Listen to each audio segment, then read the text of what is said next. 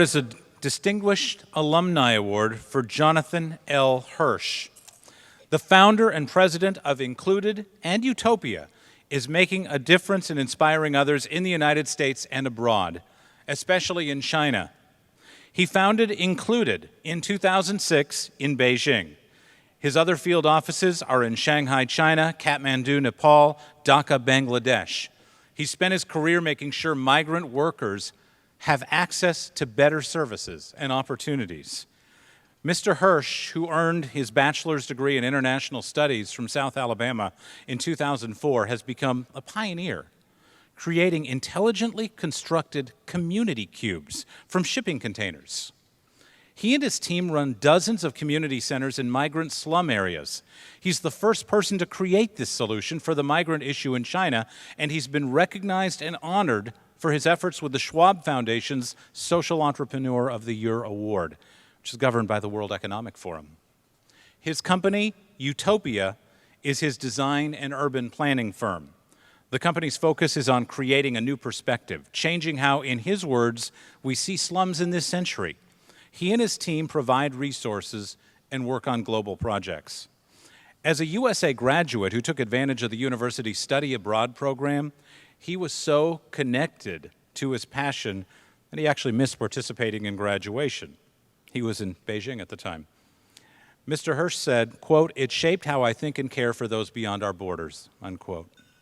He also said, quote, "Because of the many international students I met at South, it helped give me not only a global perspective, but a deeper and kinder perspective." While studying at South, he remembers how failing his physics class taught him humility. That'll do it. Mr. Hursh said he needed to learn how to manage the ebb and flow of energy better. He appreciates the support of several USA faculty members, including Dr. Zohair Hussain, Dr. Harry Miller, and Dr. Stephen Morris. Mr. Hursh thanks his family and friends for their support. He's so grateful for his son, Kyan Hursh, and his best friend from college, Juan Torres. Jonathan L. Hursh, please come forward and accept your award.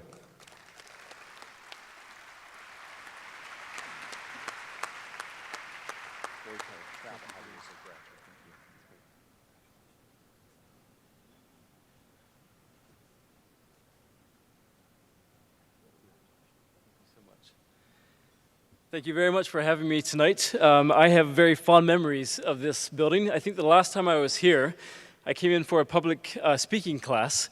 I came in bare feet that day to be a bit provocative. I came in with my 9-foot surfboard, even though we don't really have waves here. And I came in with a shaved head. 15 years, a lot changes. I still have my shaved head, but that's probably without choice tonight at this stage. I am really proud to, I've been on campus maybe 24 hours now. I've been out of this environment for probably about 14, 15 years. Obviously I've lost my accent along the way somewhere too.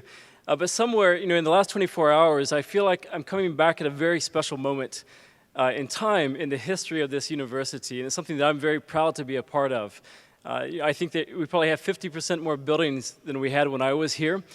I think we don't have the Hillsdale Ghetto, which I lived in when I was here, which sadly enough, may it rest in peace, as it was bulldozed. I think we have 50% more students in our population than when I was here. We have an amazing and a very progressive leader of our SGA, Ravi, who I had a chance to speak with tonight, who I'm very proud of the work that he's doing, the leadership that he has. And so, I come back at a moment that it seems very special. And somebody had mentioned a moment ago that in sports, we as a university have an outsized influence, or we produce more than our size. And I think the international community as part of this university is something that we should be really proud of as well.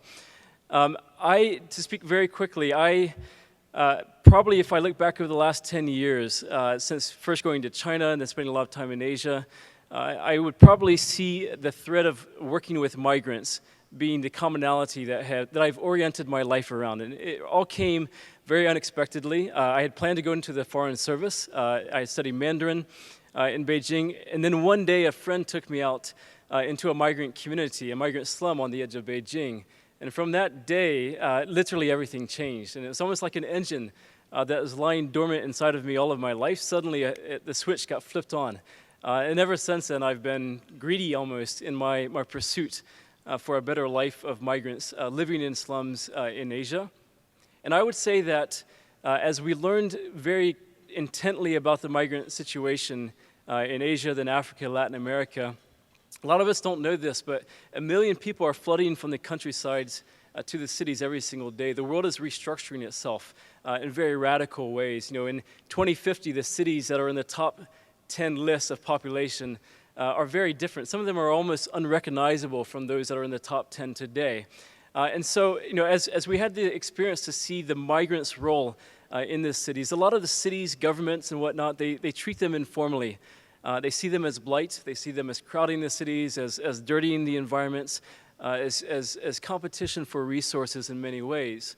But as you look closer and as you befriend and then you begin to look at the studies as well, we see very clearly this hidden secret, if you will, that migrants are an asset in their cities. They're an economic asset. They're a social asset as they help to strengthen, their diversity helps strengthen the social fabric of these cities. And as I looked back into the U.S. and came back and forth, there's a tremendous amount of parallel that we could find with the issue of immigration here in the U.S. I saw, you know, in the lives of those that we were working with, they have the same hopes, they have the same fears, they have the same dreams for their kids that many of you and I have for our kids.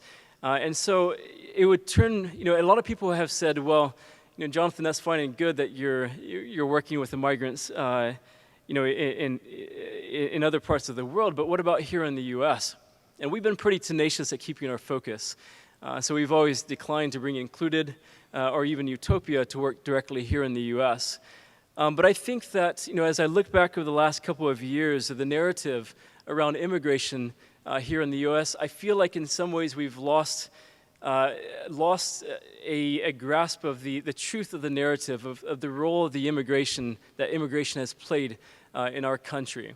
And I feel deeply that we all deserve to belong. I think, you know, certainly citizenship, I'm not going to speak politics tonight, even though we just had Super Tuesday. But, you know, citizenship and policy conversation is one thing, but at a very human level, we all deserve to belong. And so I think, you know, we as a university here in the South is a progressive voice, is a kind voice, is a lighthouse on a hill, as they say. And I think that we should remember our roots, that we are all made up of migrants as a nation, of immigrants. And, you know, London and New York, two cities most characterized by immigration today in modern history in the world, are also perhaps the two strongest cities in the world. And so, you know, our hope is that we can recognize our immigrant friends for what they are. They're actually our history. And if we doubt that, let's go ask our grandparents or our great-grandparents about that. And so to, you know, in some ways, you know, not just stand up here and talk about it, but to try to put some effort behind that as well.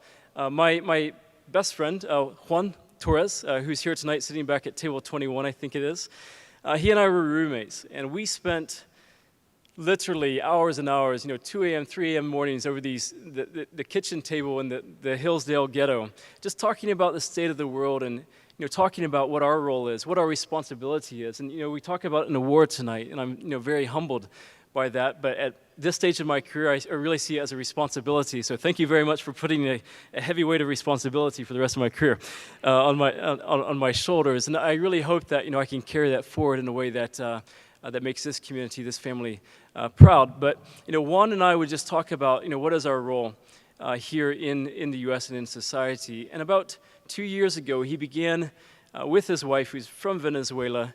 You know, Juan went to business school here. I think you did graduate, even though I don't think you attended either. Do you have proof of that, actually? Are you documented graduate of our esteemed university here?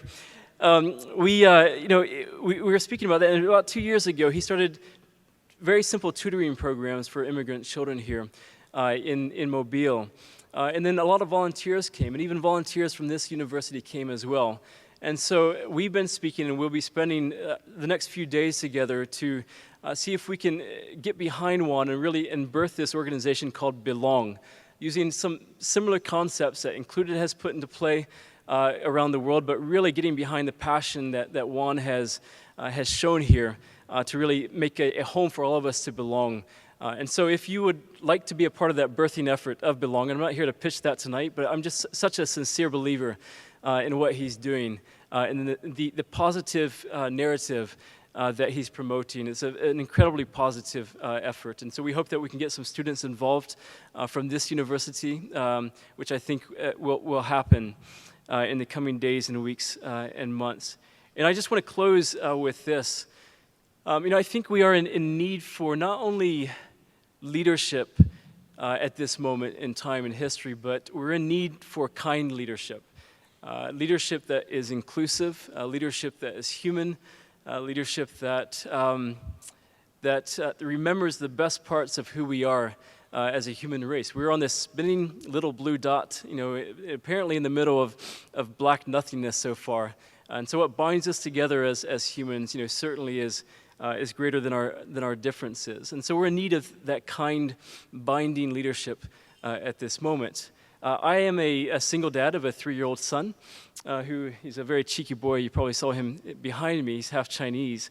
And because, I've been a single dad since before he was actually born, I've been very sensitive to this idea, will we have a close bond? And I end up taking care of him, half the time, and so of course we do. But I was a bit nervous and unconfident about this. And so I created this, like all fathers do, expectant fathers, I created an email account for him in his name.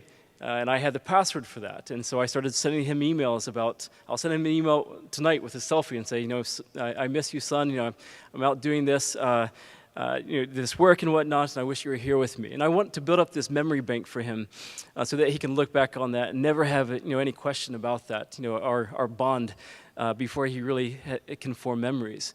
But I find myself these days inserting emails to him that says, son, if I could wish anything for you, I wish curiosity. Because out of curiosity, many things flow. Many things are attached to that. An appreciation for life and awe, a sense of curiosity and of interest in other people's lives around you, which will make you interesting and make you a lifelong learner as well. And out of that curiosity, I hope that you become, I hope that drives you into leadership. And most importantly, son, the world needs kind leadership at this moment. And so I'm proud that this university, I stand on the shoulders of giants, is incredibly kind. It was very kind to me. It's been very kind to the international community here. And I'm very proud to be a part of this family. Thanks so much for having me tonight.